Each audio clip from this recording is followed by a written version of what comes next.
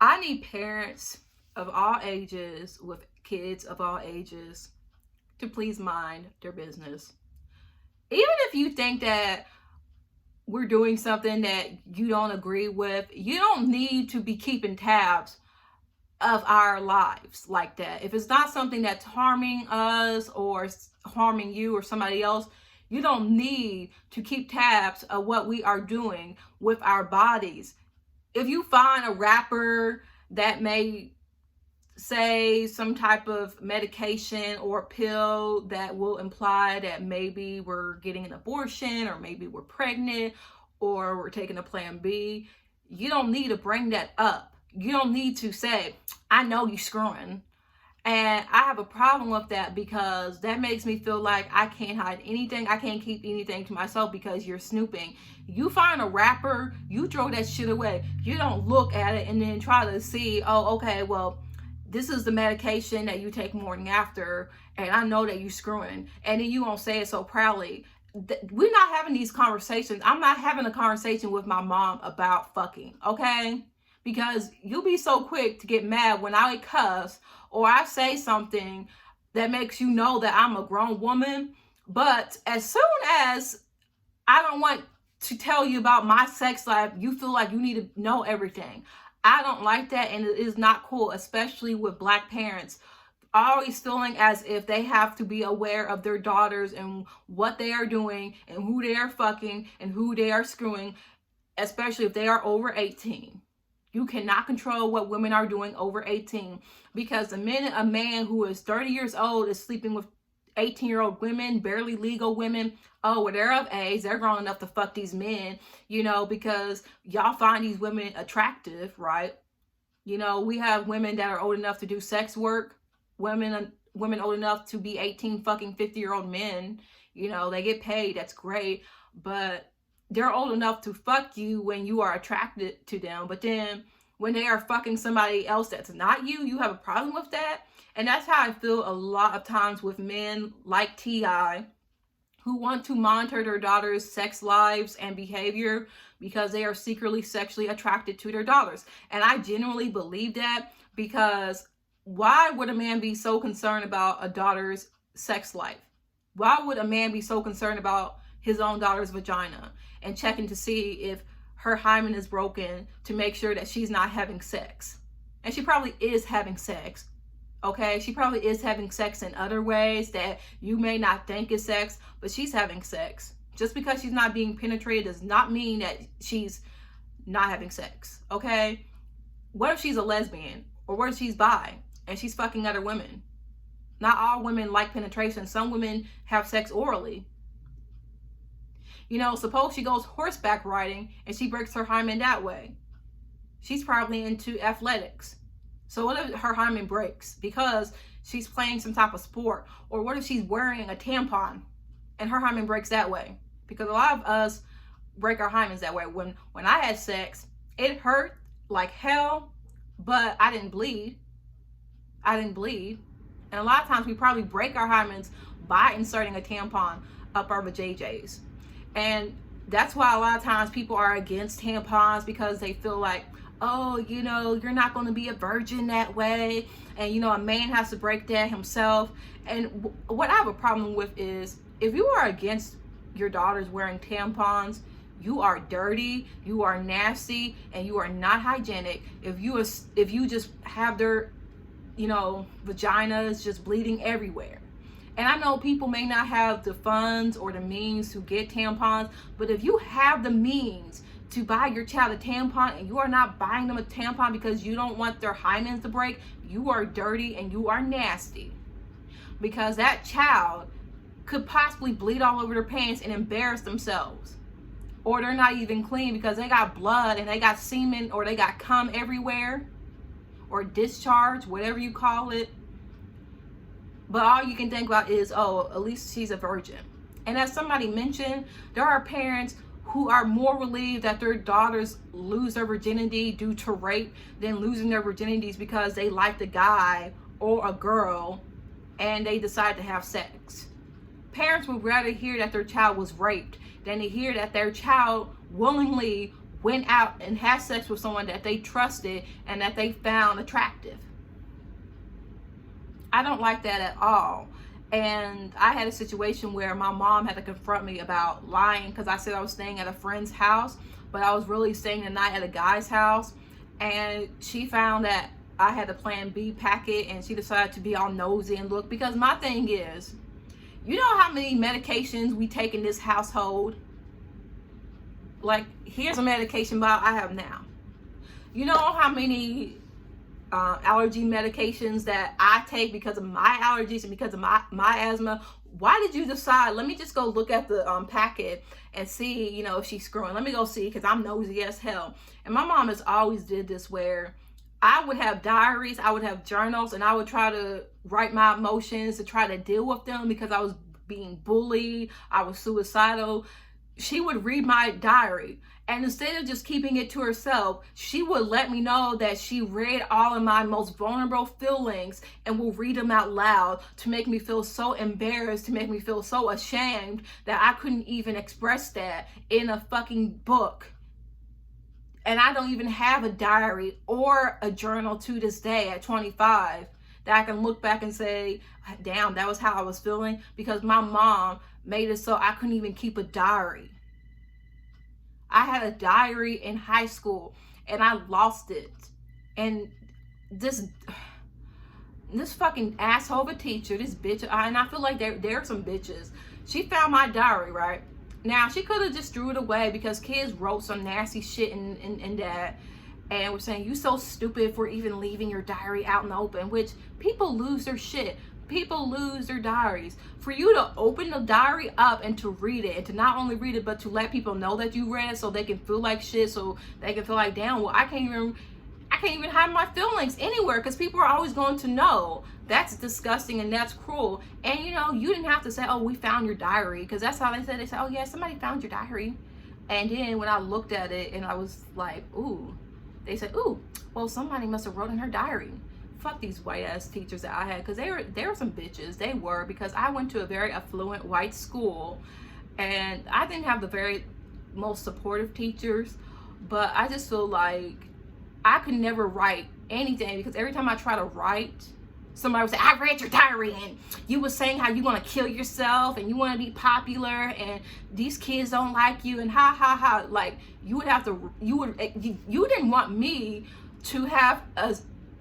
to have a safe space, and that's all that was. You didn't want me to feel like I could talk to myself. You didn't want me to feel like I could trust a fucking book. You had to let me know that you were reading shit. Like, my dad was reading stuff that I was writing in my diary, and I don't think that is okay. And that's something that I will never forgive my parents for doing. Snooping around and trying to discover stuff that I didn't want them to know, because it was something that I felt so embarrassed and stigmatized by. Something about my mental health, something about my sexuality, trying to figure out if I was bisexual or not, going on my computer to see if I was looking at porn of naked girls, doing all that stuff, just looking around, just trying to find stuff about me that I didn't want you to know.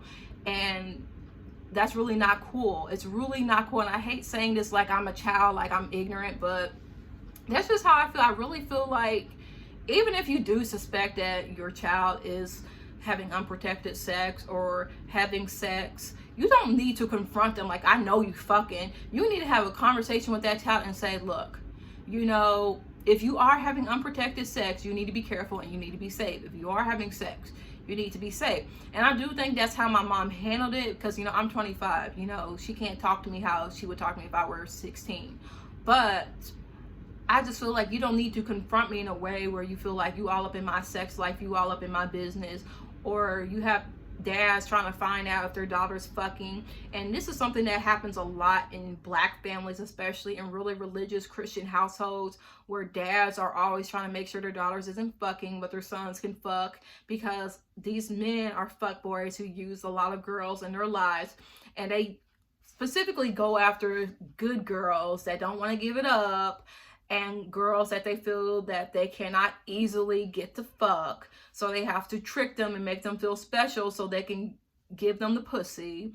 And I've been in situations where I believe I was sexually assaulted, and I don't like to admit this, but I feel like this is something that a lot of young girls who may be watching this, or young boys that may be watching this, or anybody that may be watching this should know, is that a lot of times we may be in relationships with someone and not even know that we are being raped, that we are being sexually assaulted, or we are being coerced into sex, because that person knows that we really don't want it, and they don't heed our body language. We never say yes. You know, we don't say no, but we never say yes. A lot of times they'll try to get us high, or they'll try to get us drunk so they can get their way, because I think they realize that they weren't getting what they wanted from us. And I've been in situations where men knew that I wasn't really into them that way, or I didn't find them attractive. So they'll like try to trick me, or try to put me in a situation where they knew that I couldn't say no. And I think that I've come to terms with the fact that, you know, as a Black woman, I've been sexually assaulted. I've been coerced. And again, it's a shame for anybody to have to go through that and to feel as if it's okay because it's normal, or to try to pass it off as if it's a relationship when it is not a relationship. The person does not care about you. The person is just using you. The person is raping you constantly. And it doesn't feel like, oh, it's violent, you know, I'm bleeding everywhere and it hurts, but it's in a way where you're being raped, you're being assaulted, you're being coerced. And rape is not a violent thing always. It's not always something where you're walking down the street and it's through a back alley and you're being grabbed. It's like you're on a date, you're being date raped, or you're in a relationship where you're constantly being pressured into having sex with someone that you really don't want to have sex with. And I've been in so many situations like that. And I'm sorry I went on this depressing tangent, but I just feel like a lot of people do not have respect for children's privacy, especially their daughters, especially in Black families where they feel that they need to know everything.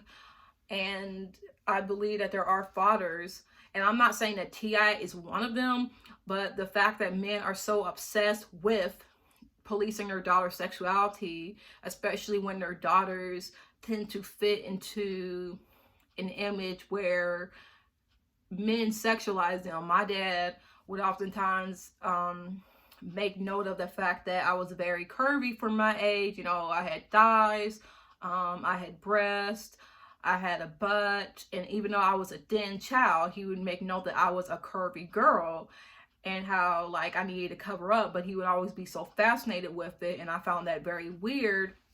And again, my dad never raped me, he never abused me, and I swear to God he never did. But I just felt like just talking about it and just sexualizing me was enough to just make me feel very uncomfortable, and to actually make me hate him for a long time, to the point where I actually thought my dad was evil because he brought me into this world and I looked the most like him, and he did a lot of things that I did not agree with or I did not respect in a person. But I mean, I love him, and you know, we're cool now, but I just feel like he did things that I feel like he really should not have done. And my mom did things where I really wish she did not do when I was a kid, when I was in a vulnerable state where I just needed to have my own freedom and I wasn't given freedom. And I feel bad for T.I.'s daughter because she is liking posts of people saying T.I. is disgusting for doing what he's doing to her. And the fact that this is a very attractive Black girl, and of course she's light skinned, and I'm not sure, is Tiny her mom, or does he have a daughter by another woman? I believe he and Tiny have 5 children, but I'm not sure if she's through Tiny. I'm not sure, but what I do know is that, you know, this is a very attractive girl, and I'm not trying to be like YG and say, oh, well, she's attractive and light skinned, what we gonna do? What I am saying is I feel because she may fit into his ideal of an attractive Black woman that he feels like he's entitled to her. And a lot of men are possessive over daughters that they find very attractive. Not to say that every father wants to rape and abuse their daughter. I would never say that's what T.I. is doing. But when we have a lot of incidents where there is incest and rape in Black families, especially in very religious, holy Christian households, and these daughters are raised to be very pure and virginal, and we're finding out years later that they were raped.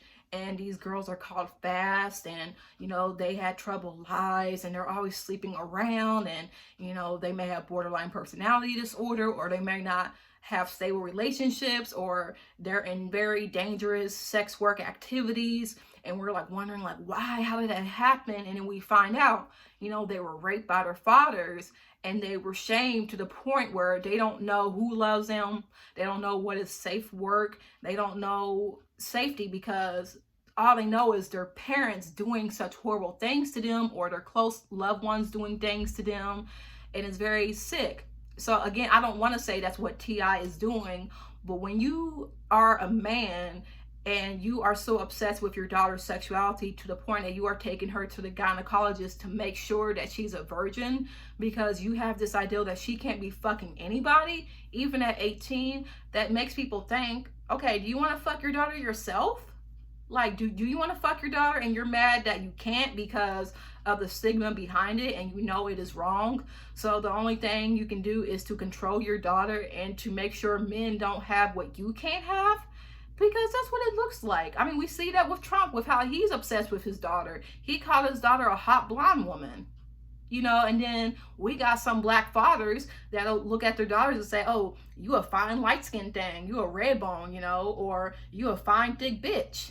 Okay, they ain't said it to the extent, but it's like they want to say that, because even my own father said something along the lines of, ooh, you got a big butt and you very thick, and you know, guys want you, like saying these weird things that they may think it's a compliment, but you don't say that about your child. You don't say, oh, you gonna be a heartbreaker, ooh, you got a big booty, ooh, you a hot blonde, or ooh, you a fine chocolate thing. And you hear parents say that about their children, boys and girls. Ooh, he got some pretty eyes, he gonna break some hearts. Oh, you know, look at her, like, look at this chocolate baby. Like, just sexualizing your black children, whether they are dark skinned, whether they are brown skinned, or whether they are light skinned. You are sexualizing your children, you are fetishizing your children, and like through black hypersexuality. And yes, maybe being light skinned, you're not sexualized to the extent that dark skinned people are, but still, you're kind of looking at them like, ooh, this black person that fits into my ideal of an attractive person, you know, is enticing me to the point where, you know, I have to control them to make sure that I'm not going to do anything that's not okay. You know what I'm saying? Or you have people saying things along the lines of, that's why I don't want a daughter, after watching a porn video of a girl getting jizzed on her face. And that's why you don't want a daughter, because you saw a woman that's unrelated to you sucking some dick. Come on now, that's not okay. That is not okay. I don't know what else to say. I really don't. I'm gonna stop right here. Again, I want everybody to have a blessed day. And remember, stay safe. It's cold out here. It's cold out here in the D. Actually, it's cold out here in the I.